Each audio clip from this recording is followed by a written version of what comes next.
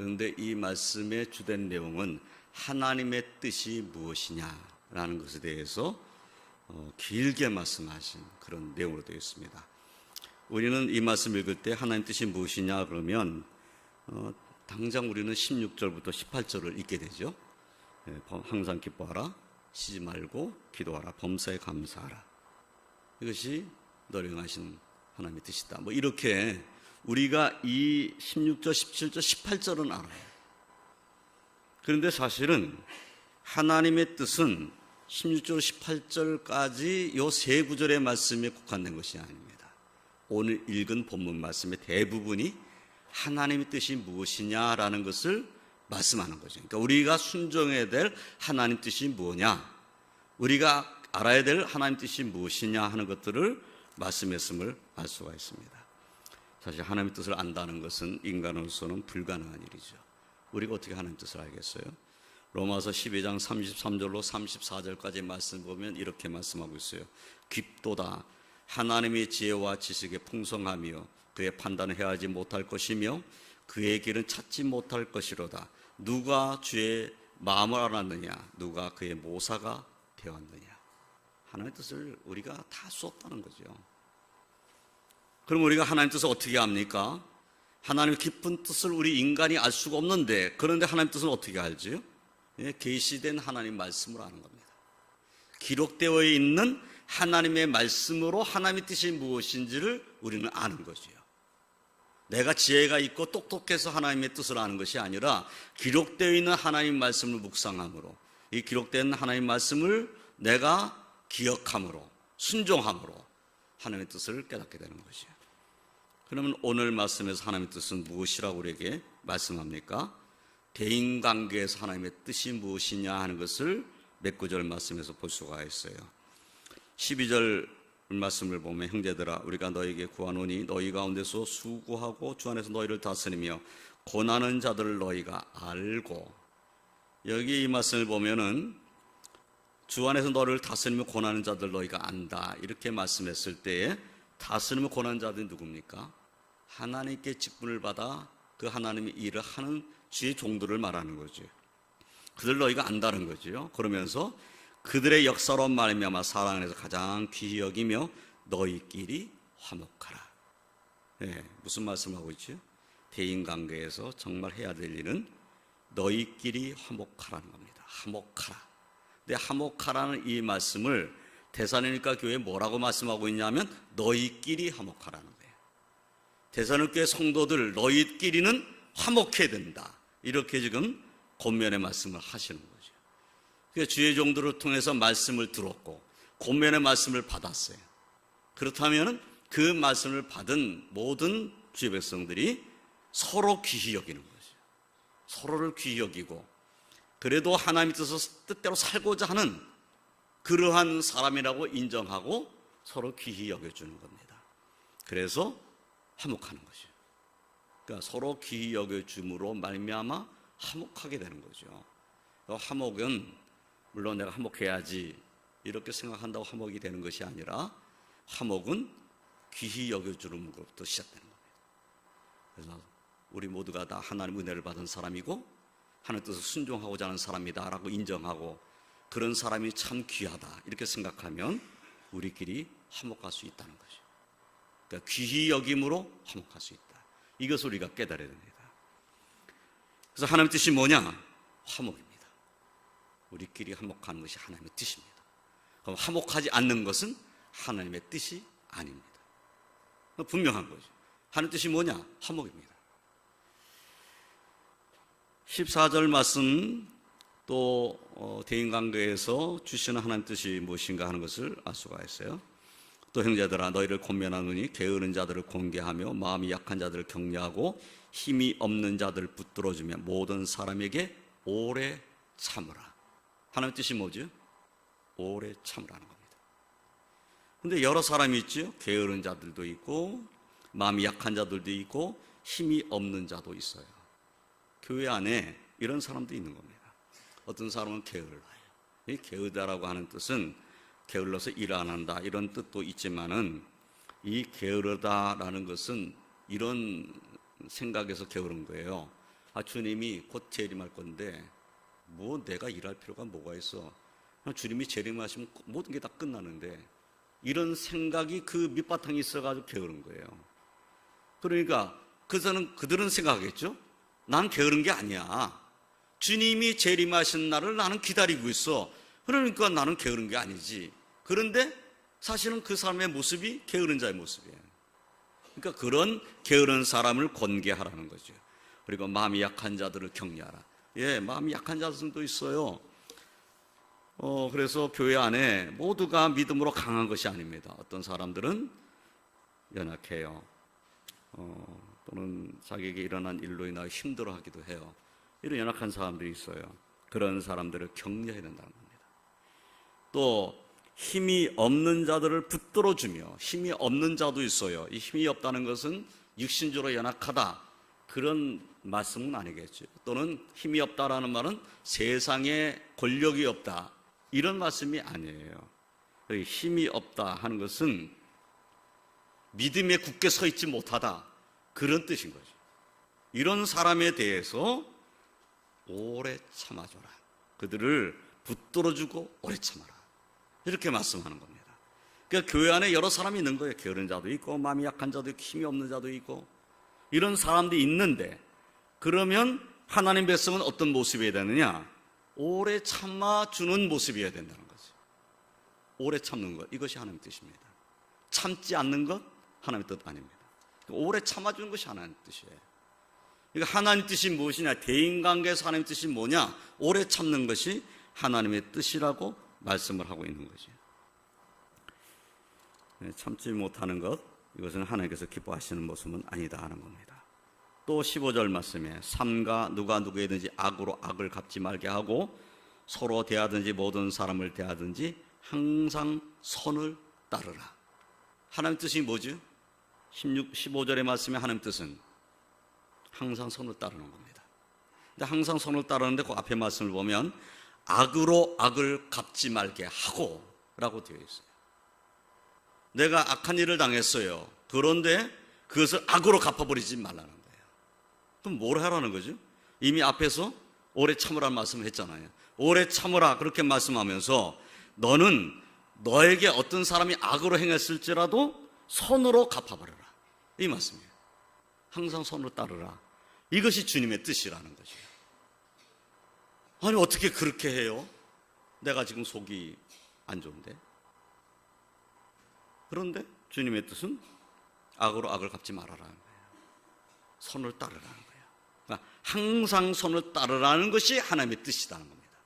선을 따르는 것이 하나님의 뜻이다, 이것을 우리는 오늘 말씀에서 알 수가 있는 거죠. 그래서 대인관계의 그 삶을 살아가는 우리들에게 있어서 사람과 사람을 만나서 생활하는 그리스도인이 하나님의 뜻을 무엇이라고 알아야 되느냐 하는 것은 오늘 말씀이 아주 자명하게 드러나 있는 겁니다. 자, 뭐를 해야 되죠? 화목하라는 겁니다. 또 뭘 해야 되죠? 오래 참으라는 겁니다. 또 뭘 해야 되죠? 항상 선을 따르는 겁니다. 이게 대인관계에서 우리가 가져야 될 하나님의 뜻에 대한 순종입니다. 그러면 이제 내 개인의 문제, 나 혼자 있을 때 나의 문제, 내가 하나님 앞에 하나님의 뜻을 순종하며 나를 향하신 하나님의 뜻은 무엇이냐? 대인관계가 아니고 나와 하나님과의 관계 속에서 내가 순종해야 될 하나님의 뜻은 무엇이냐 했을 때 읽을 말씀이 16절로 18절 말씀인 거죠. 항상 기뻐하라. 네, 나보고 하시는 말씀이에요. 너에게 어떤 일이 있더라도 네가 해야 할 일은 기뻐하는 것이다 라고 말씀을 하시는 거죠. 하나님 뜻이 무엇입니까? 기뻐하라는 겁니다. 기뻐하는 것이 하나님의 뜻이에요.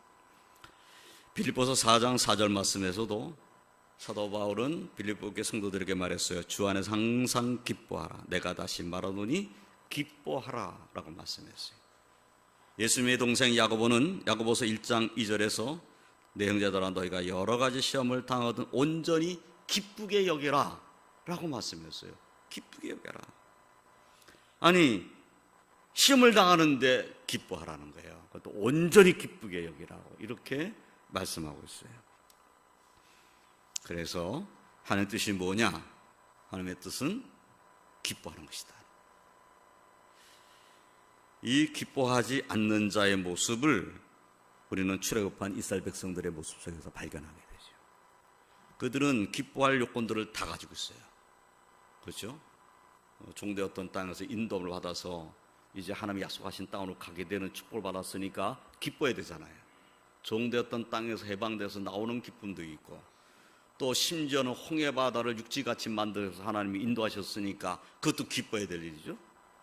또 만나를 매일 주시니 기뻐해야 되고, 구름기둥, 불기둥으로 인도하시니 그것도 기뻐해야 되고, 뭐 고기 먹고 싶다 하니까 또 하나님께 메추라기 주셔서 고기를 먹을 수 있었어요. 그것도 감사할 일이죠. 물이 없다고 하니까 반석에서 물이 나게 하셨어요. 정말 감사할 일들이 많아요. 감사할 일이 많은데, 그런데 감사를 입에 달고 살아도 이것이 부족한 것인데, 이스라엘 백성이 출애굽해가지고 입에 달고 사는 것이 뭡니까? 불평과 불만입니다. 불평과 불만. 결국 어떻게 되죠? 불순종에 이르게 됩니다. 불평과 불만으로 가득 차 있으니까 불순종해버리는 거예요. 불순종하려고 그렇게 돼요. 광야에서 다 죽은 겁니다. 감사해야 될 사람이 감사하지 못하고 원망하고 불평하면 그 인생은 고달파지는 거죠. 하나님께서는 하나님 백성된 우리들에게 기뻐하라고 지금 명령하고 계신 겁니다. 항상 기뻐해라. 이것이 주님이 나를 향하신 뜻이에요. 난 기뻐할 수 없는데요. 우리가 하나님 앞에 변명하고 말할 것들이 많이 있을 수 있을 거예요. 그런데 하나님 이래서 기뻐할 수가 없고 저래서 기뻐할 수 없고 이렇게 하나님 앞에, 주님 앞에 말한다고 한번 생각해 보세요. 주님께서 그래 내가 네 사정을 다 아니까 그래 알았다. 그럼 기뻐하지 말고 살아라. 그렇게 하시겠어요? 그렇게 안 하실 것이라는 거죠. 그럼에도 불구하고 기뻐하라. 이것이 주님의 뜻이라는 거예요. 그리고 우리는 우리의 삶을 돌이켜보면서 하나님이 나를 어떻게 인도하셨는가를 자꾸 살피면서 기뻐하는 자의 삶을 살아야 되는 거죠. 쉬지 말고 기도해야 됩니다. 우리는 기도하라는 명령을 받았어요. 기도해도 소용없는데요? 기도해도 하나님이 응답하시지 않던데요? 그것은 내 변명일 뿐입니다. 언제까지 기도해야 되는 거죠? 주님이 나를 부르시는 날까지 기도해야 되는 겁니다. 그 시간까지 기도해야 되는 거죠. 주님이 나를 부르시는 그 시간에도 나는 주님을 의지하고 기도하는 사람이어야 되는 거죠. 항상 기뻐하고 쉬지 말고 기도하라는 이 말씀이 나를 향하신 하나님의 뜻이다. 이거는 내가 들을 말이 아니고 저 사람이 들어야 할 말이야. 이렇게 생각하면 그건 불순종입니다. 이 말씀은 다른 사람에게 하신 말씀이 아니에요. 바로 나에게 주신 말씀이다. 이렇게 생각을 해야 되는 거죠. 범사에 감사하라. 범사가 뭡니까? 모든 일입니다. 모든 일. 기쁜 일, 즐거운 일, 슬픈 일, 고통스러운 일, 이런 일을 만났을지라도 감사하라. 범사에 감사하라. 모든 일에 감사하라. 이런 말씀이에요. 이것이 그리스도 예수 안에서 너희를 향하신 하나님의 뜻이니라. 그렇습니다. 나를 향하신 하나님 뜻이 뭐냐라고 물으면 사실 그 5장 16절로 18절 말씀. 기뻐하는 것, 기도하는 것, 감사하는 것. 이것이 하나님의 뜻입니다. 라고 우리는 말해야 되는 것이죠. 그리고 말할 뿐만 아니라 우리는 이런 삶을 살아야 합니다. 기뻐하기를 위해서 기도하고 감사하고 이런 삶의 모습이 우리들의 삶의 모습이 되어야 합니다. 우리는 정말 하나님의 뜻에 순종하고 있는가? 우리 자신을 돌이켜봐야 되겠죠?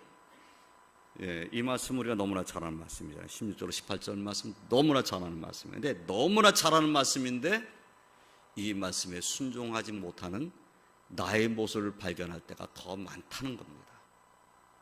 그래서 혹시 내 마음에 기쁨이 없다 그러면 이 말씀을 생각해내야 돼. 그래도 주님께서 항상 기뻐하라고 말씀하지 않았는가? 내가 정말 기뻐할 이유가 뭔가? 묵상하고 또 묵상하되 정말 기뻐할 것이 없다고 생각한다면 주님의 십자가를 묵상해야 됩니다. 주님의 십자가. 나를 위해서 지신 십자가를 묵상하면 당연히 그 주의 은혜로 기뻐하는 자의 모습이 되어야 되는 거죠. 기도하는 것도 나는 기도할 수 없어, 나는 소망이 없어, 그렇게 말할 것이 아니라 겟세마네 동산에서 기도하시는 주님의 모습을 우리가 기억해내야 됩니다. 그리고 주님도 그렇게 기도하셨는데 나도 기도해야지, 이렇게 회복되는 것이 주님의 뜻인 거지요. 나는 감사할 수 없어. 감사할 일이 뭐가 있어야 말이지. 감사할 조건을 찾아봐도 감사할 수가 없어. 내게는 계속 힘든 일만 있어. 이 역시도 주님이 나를 얼마나 사랑하셨나는가를 생각하면, 그러면 감사를 회복할 수 있다는 겁니다. 문제는 주님과 나의 관계예요. 주님이 나를 사랑하시는 것, 주님이 나와 함께 하시는 것, 나를 위해서 기도하시는 것, 내게 은혜를 베풀어 주신 것, 이것을 잊어버리면 기뻐할 수도 없고 기도할 수도 없고 감사할 수도 없어요. 결국은 이 하나님의 뜻이라고 말씀하신 이 뜻은 그리스도 예수 안에서 하나님의 뜻입니다. 예수 그리스도로 말미암아 우리는 이 뜻에 순종할 수 있다는 거예요. 저나 성도님들은 오늘 이 말씀처럼 기뻐하고 기도하고 감사함으로 하나님의 뜻에 순종하는 자의 삶을 사시기를 주님의 이름으로 축원드립니다. 또 하나님의 뜻이 무엇입니까? 19절 말씀에는 성령을 소멸하지 말며라고 되어 있어요. 성령을 소멸하지 말라는 것이 하나님의 뜻입니다. 성령을 소멸해서는 안 된다, 이렇게 말씀하시는 거죠. 소멸이라는 것이 무엇입니까? 소멸, 없애버린다, 그런 뜻이죠. 그런데 소멸이라는 말은 두 가지 의미로 해석할 수 있어요. 남들이, 다른 사람이 성령의 감동을 받았을 때에 그것을 귀히 여기지 않는 겁니다. 무슨 말이냐면 다른 사람이 성령의 은혜를 받은 거예요. 기쁨이 충만해져 있는 거예요. 그런데 그 모습을 보면서 이렇게 생각하는 거죠. 아이고, 저 가식적인 얼굴 좀 봐. 이게 바로 성령을 소멸한 자의 모습이에요. 다른 사람이 은혜 받아서 기뻐하고 있는데 그것을 무시해버리는 거지. 성령을 받아 기쁨이 충만한데 그것을 무시해버리는 거예요. 이것이 바로 성령의 은혜 가운데 거하 있는 자의 모습은 아닌 거죠. 그러니까 이것은 성령을 소멸한 자의 모습인 거예요. 또 더 우리가 조심해야 될 것은 하나님께서 내게 성령의 은혜를 베풀어 주셨어요. 하나님 말씀을 깨닫게 해주셨어요. 성령의 역사라는 것은 하나님의 말씀을 들을 때 깨닫게 하시는 것이 성령의 은혜입니다. 하나님의 말씀을 들어서 그 말씀을 깨달았어요. 이 말씀은 나에게 주신 말씀이야 라고 성령께서 나로 깨닫게 하셨어요. 성령께서 내 귀에 속삭이면서 이게 내 아들을 향하신 하나님의 뜻이다 이렇게 말하시지 않잖아요. 그런데 말씀을 들을 때 감동이 오는 거예요. 내 마음이 그 말씀이 막 떨어지질 않아. 그 말씀이 항상 내 마음에 있어. 그럼 뭘 해야 되죠? 순종해야 됩니다. 그런데 순종하지 않아요. 그 감동받았던 말씀을 무시해버려요. 이 무시해버리는 것, 하나님의 그 성령의 감동을 무시해버리는 것, 나를 향하신 성령의 감동을 무시해버리는 것, 이것이 성령을 소멸하는 것과 같은 거죠.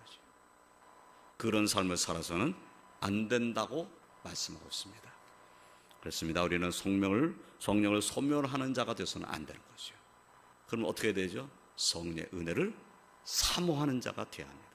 하나님, 내가 말씀 들을 때 깨닫게 해주세요. 내가 하나님 말씀 읽을 때 깨닫게 해주세요. 내가 하나님의 뜻을 순종하고자 할 때 내 발걸음을 인도해 주세요. 그리고 성령이 인도하신 가운데 살기를 소망하는 것, 이것이 하나님의 뜻이다 하는 겁니다. 또 하나님의 뜻이 무엇입니까? 20절에 예언을 멸시하지 말고 라고 되어 있어요. 예언을 멸시하지 말라. 예언이라는 것은 단지 미래에 일어날 일들을 예견해가지고 미리 말해주는 것, 이것을 우리가 쉽게 예언이다 이렇게 말하죠. 지금 일어나진 않은 일인데 앞으로 일어날 거야, 이렇게 될 거야 라고 예견해서 말하는 것이 예언인 것처럼 그렇게 생각될 수 있어요. 그런데 정말 중요한 예언은 뭡니까? 제가 예언을 지금 말한다면 이런 거예요. 주님은 다시 오십니다. 예언이죠.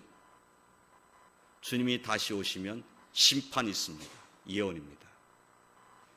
주님이 다시 오실 때 심판이 있는데 예수 믿는 사람은 심판을 받지 않습니다. 예언입니다. 예수 믿는 사람은 천국에 들어갑니다. 이게 예언인 거예요. 하나님 말씀을 근거로 말씀이 선포되는 것이 예언입니다. 어떤 사람이 마치 점을 치는 것처럼 당신은 앞으로 목사가 돼야 돼, 뭐 이렇게 말할 수 있잖아요. 그러면 그 말을 들었을 때 내가 목사가 되는 것이 예언인가 보다, 이렇게 생각할 수 있잖아요. 네, 그럴 수도 있어요. 그런데 그것만이 예언이 아니라는 거예요. 그렇게 말한 그 사람의 예언이 틀릴 수도 있어요. 그런 것은. 그런데 하나님 말씀에 근거해서 말씀하는, 앞으로 일어날 일에 대해서 예언하는 것은, 하나님 말씀에 근거한 예언은 멸시해서는 안 되는 겁니다.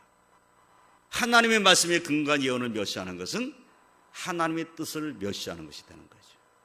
아까 내가 말씀한 것처럼 주님은 다시 오십니다. 그랬더니 아니 지금까지 2000년이 넘게 지났는데도 예수님 아직도 안 왔는데 뭐 언제 온다는 거야? 이렇게 말하면 예언을 멸시하는 거예요. 주님이 다시 오시는 날 심판이 있어. 이게 예언이잖아요. 무슨 심판이 있다는 거야? 하나님은 내 눈에 보이지도 않는데 무슨 하나님이 심판하신다는 거야? 이러면 예언을 멸시하는 거죠. 예수 믿는 사람 구원받아, 예언을 말씀하는 거잖아요. 그런데 뭐 예수 믿으면 꼭 구원받아? 예수 믿지 않아도 구원받을 수 있는 길이 얼마든지 있어. 예언을 멸시하는 거예요. 예수 믿는 사람은 천국 가. 뭐 예수 믿는 사람만 다 천국 가? 믿지 않아도 천국 갈 수 있어. 이렇게 말하는 것이 예언을 멸시하는 거예요. 그러면 하나님의 말씀을 받은 우리가 하나님 말씀에 근거한 예언을 멸시하는 자가 되어서는 안 되잖아요. 하나님 뜻이 뭐냐? 예언을 멸시하지 않는 겁니다. 우리가 사도행전을 읽다 보면은 사도 바울을 향한 예언을 말하는 선지자들이 있었어요. 그 선지자들이 뭐라고 예언을 하냐면, 당신이 예루살렘으로 가면 이제 고난받습니다. 거기 가면 당신이 어떻게 될지 모르는데 고난받는다. 그러니까 가지 말라. 이것이 예언이었어요. 가면 고난받으니까 가지 말라. 그런데 사도 바울은 어떻게 했죠? 고난받는다고 하는, 환난이 나를 기다리고 있다고 하는 그 예언의 말씀을 들었음에도 불구하고 예루살렘으로 가는 겁니다. 그 예언을 멸시한 것이 아니라, 내가 그런 일을 당한다 할지라도 나는 그것을 피하지 않겠다. 내가 피하지 않고 내가 예루살렘으로 가서 나를 향하신 하나님의 뜻, 나로 로마로 가서 로마에서 하나님 말씀을 선포하게 하시는 하나님의 뜻을 나는 따르겠다. 나는 고난을 피하지 않겠다. 이렇게 예언을 해석한 거예요.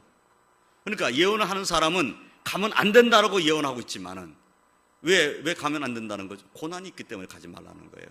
그런데 사도 바울은 고난이 있다는 예언을 들었어요. 고난 받을 거 알아요. 아는데도 가는 거예요. 이거는 예언을 멸시한 것이 아니에요. 이런 것은 예언을 멸시한 것이 아닌 거죠. 알면서도 고난 받을 걸 각오하고 주님의 뜻을 선포하기 위해서 가는 것, 이것은 예언을 멸시한 것이 아닌 거예요. 정말 예언을 멸시하는 것은 예수를 믿음으로 말미암아 구원받는다는 복음의 진리, 이 예언의 말씀을 무시하는 자가 멸시하는 겁니다. 이런 사람은 구원받지 못한다는 거죠. 그런데 우리는 은혜 받은 사람들입니다. 그러므로 예언을 멸시해서는 안 됩니다. 또 하나님의 뜻이 무엇입니까? 21절, 22절 말씀을 보면, 범죄하려 좋은 것은 취하고 악은 어떤 모양이라도 버리라. 좋은 것을 취하고 악은 버려라. 버리는데 어떤 모양이라도 버려라. 악한 것은 모양까지도 버려버려라. 이렇게 말씀하고 있어요. 하나님의 뜻은 무엇입니까? 버리는 겁니다. 악은 어떤 모양이라도 버리라는 것이 하나님의 뜻이다. 이것은 악이 뭡니까? 하나님의 뜻에 순종하지 않은 것은 다 악입니다. 다 죄고. 그러니까 악은 어떤 모양으로 버리라는 것은 악한 모습이란다면 그것을 따라가서는 안 된다는 거예요. 저나 성도님들이나 우리는 범사에 우리의 삶을 헤아려보고 좋은 것을 취하고 악은 어떤 모양으로 버리고자 하는 그런 믿음으로 살아서 하나님 뜻에 순종하는 그런 삶을 사시기를 주님의 이름으로 축원드립니다. 예, 하나님의 뜻을 많이 열거했어요. 그렇죠?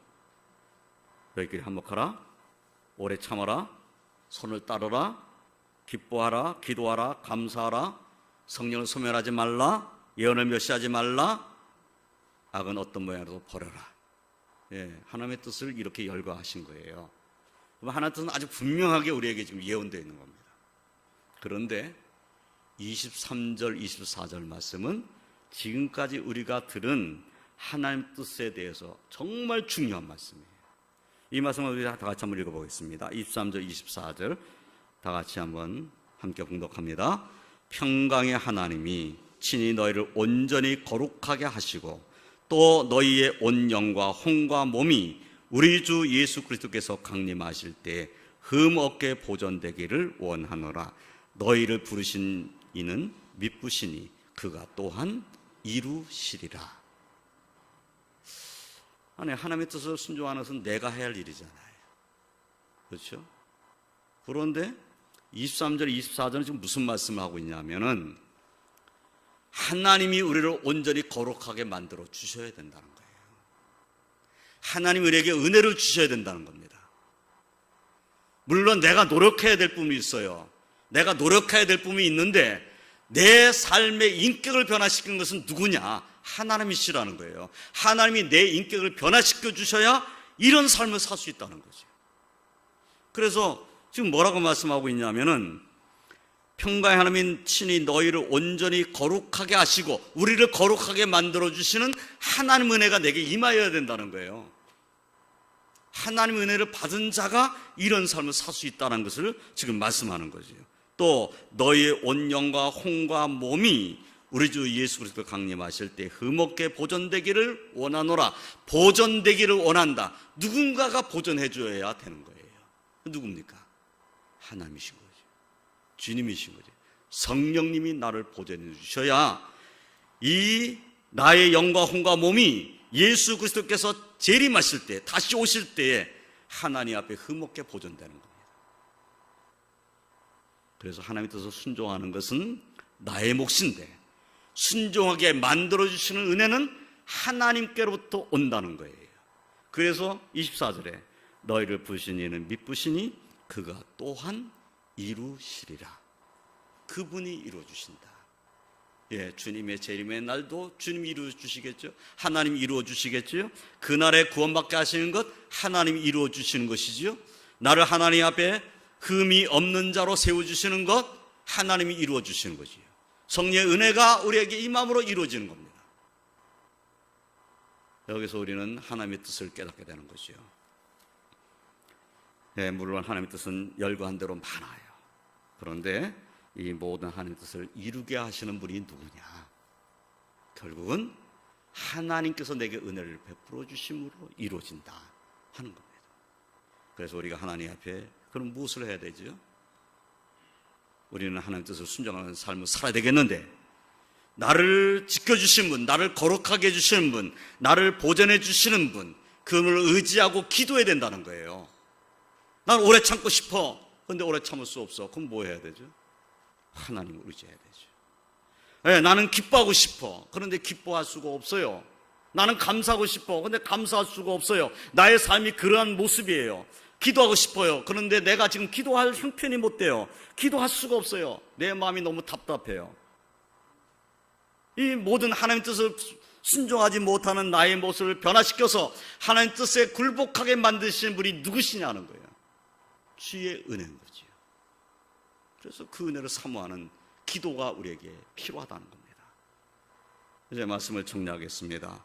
하나님은 우리가 하나님의 뜻을 따라 살기를 원하십니다. 우리 삶에 기쁨이 있고 우리의 삶에 평강이 있고 우리 삶에 감사가 넘치고 우리를 통해서는 화목이 넘치고 우리를 통해서는 사랑이 많은 사람들에게 전해지고 우리를 통해서는 하나님의 영광이 선포되기를 하나님은 원하시는 겁니다. 그런데 이런 일은 내 능력과 내 힘으로만은 안 된다는 거죠. 그래서 우리는 성령을 사모하고 기도해야 되겠다. 나를 보존해 주세요. 나를 지켜주세요. 나로 하여금 하나님의 뜻을 순종하는 자가 되게 해주세요. 나를 붙잡아 주세요. 다른 길로 가지 못하도록 막아주세요. 이것이 우리의 기도 제목이 되어야 할 것입니다. 그래서 우리 왕독교 모든 성도들은 하나님이 기뻐하시는 하나님의 뜻을 순종함으로 하나님께 은혜 받고 축복받는 거룩한 하나님의 백성으로 사시기를 주님의 이름으로 축원드립니다. 기도하겠습니다. 하나님